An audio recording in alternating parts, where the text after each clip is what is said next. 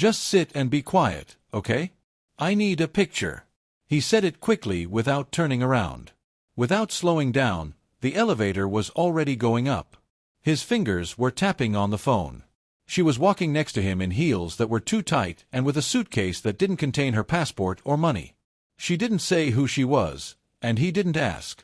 Half an hour ago she was sitting in the corner of a small office cafe behind a glass of a cork bustle in front of her, a cup of cheap tea and a newspaper with blurry ads. She was looking for another job legally with honors, without connections, an interview, a promise to call back, and again an agency, again a part-time job, again a waitress uniform. Victor walked in quickly alone with a briefcase, gave a quick glance around the room, and ordered coffee while he waited. He looked around the room. Irina didn't look, but she felt he noticed her. He came up as if it was obvious. I need a girl for the evening escort, like a bride dressed. Everything is there. Your task is to be without nonsense. For this, the amount that will suit you, you will go. She looked up. He looked straight and confidently without a smile. He didn't even ask who I was. He just chose by appearance, like a suit on a hanger. Yes, she answered calmly without explanations or questions. In the dressing room of the office where they brought her, the dress was already lying around. It suited her, thick fabric, calm color, closed shoulders, and shoes on the verge of comfort but bearable in a bag and a thin clutch. She changed her clothes silently, fixed her makeup herself, and gathered her hair into a neat bun. She looked at herself in the mirror almost detachedly. Today I'm someone's bride, not a lawyer, not a specialist, just a background. When he saw her, he nodded approvingly. Great. Let's go. He didn't introduce himself, but she knew his name. Viktor Sergeyevich Borodin, 38 years old, owner of a large technology group, aggressively collected public, didn't like to make excuses, and didn't know how to wait in the car. He repeated again, just say everything you need to, I'll say, you just have to sit and smile. You and I have a history, but no one cares what kind. She nodded. He took it as consent, but for her it was completely different. I know how to be quiet, but I don't know how to be. The empty hall was decorated discreetly but expensively with soft light, crystal glasses, subdued music on the tables, and name cards for each man. Companion Victor led her to the table confidently as if she really was a part of his life. Irina, my bride, he said. Someone raised their eyebrows. She nodded and sat down, not even looking, not a single word, just a picture.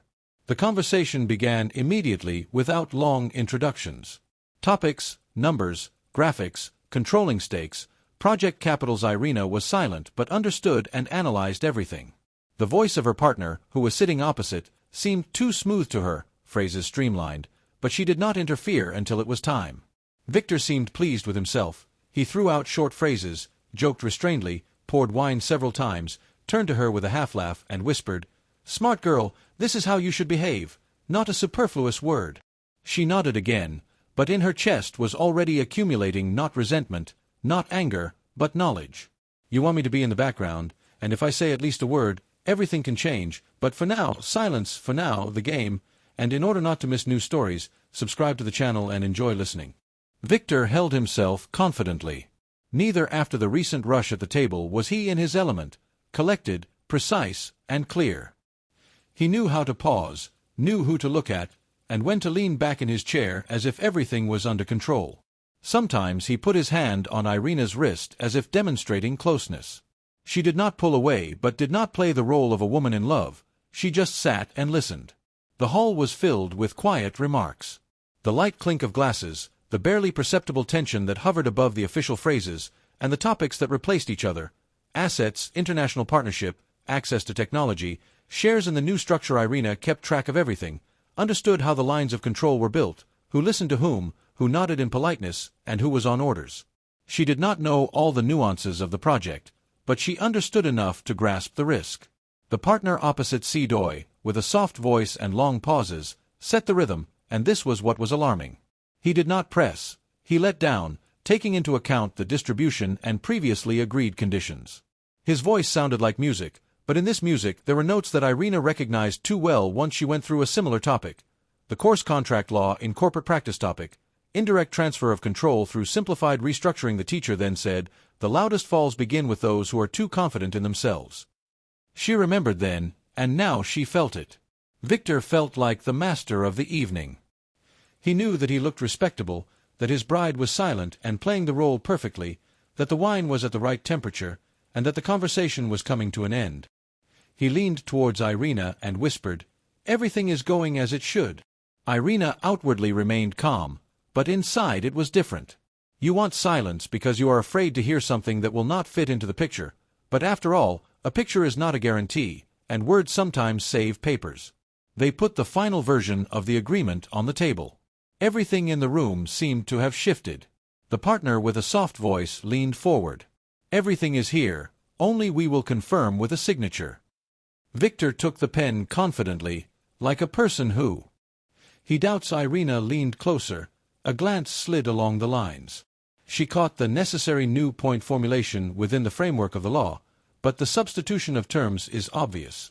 If he signs, he gives up part of the management rights, and without the possibility of revision, he is offered to join the association, but inside there is a redistribution, and the initiative will no longer be his. It's like chess, only you don't see that your queen is already surrounded. She tensed up. Her heart was pounding, but her hands were calm. Her eyes clearly traced point. Appendix B footnote. It is important that there is a key. She could have kept silent. He paid. She is the bride, but if she leaves without saying anything, he will lose, and she will lose herself. Irina quietly, barely noticeably, leaned over and said, "There is a serious substitution of concepts. If you sign, you can lose the company." "I can explain." Victor froze, hand with a pen hung in the air. He turned his head, his gaze not irritation but rather surprise. "How do you know?" Irina met the gaze calmly for the first time that evening consciously. "Are you serious?"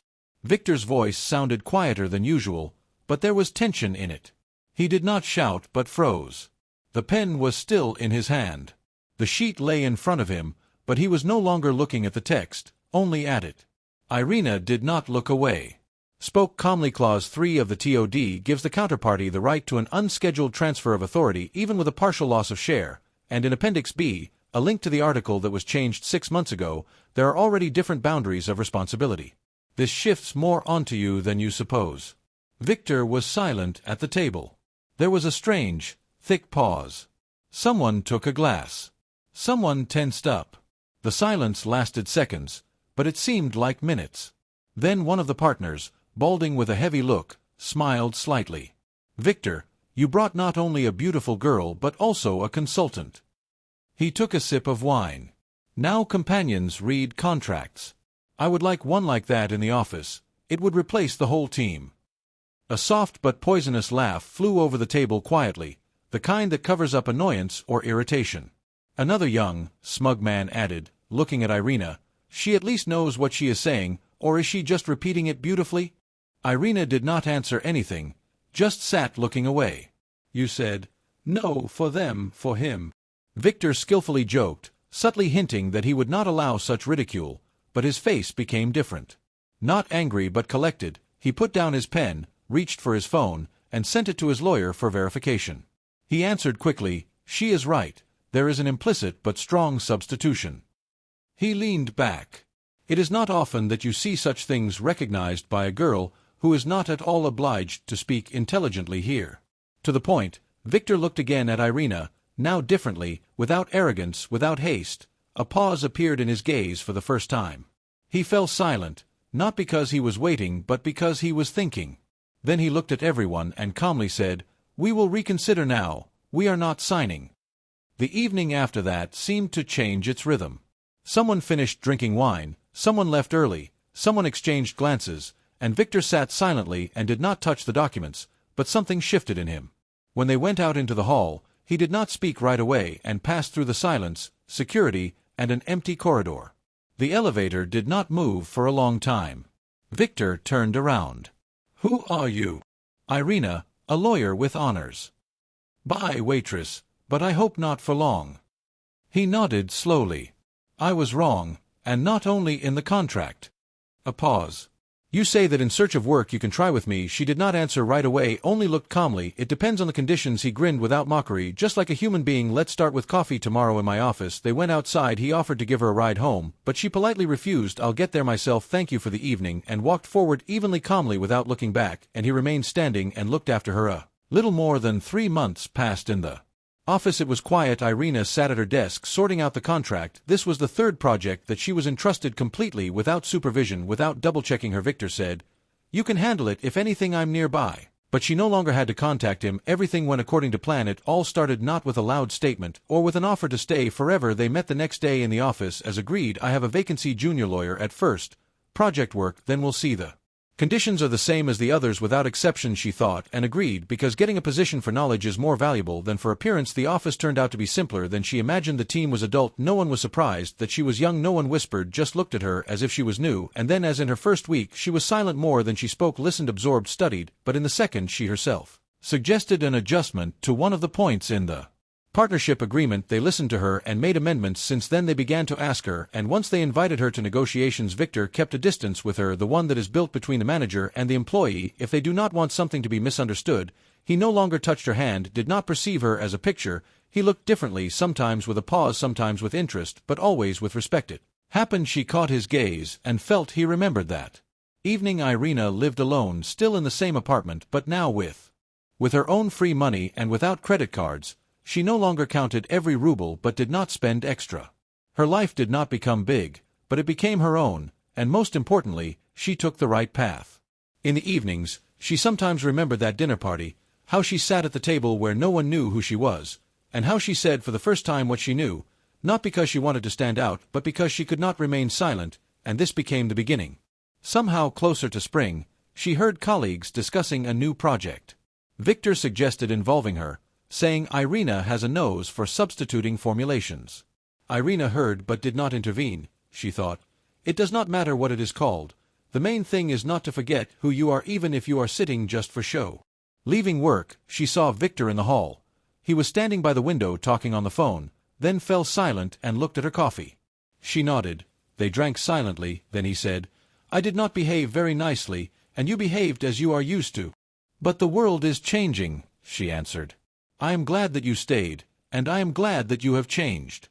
He smiled without words. After coffee, Irina walked home along the evening street. The light of the lanterns was reflected in the puddles. It smelled of dampness and spring.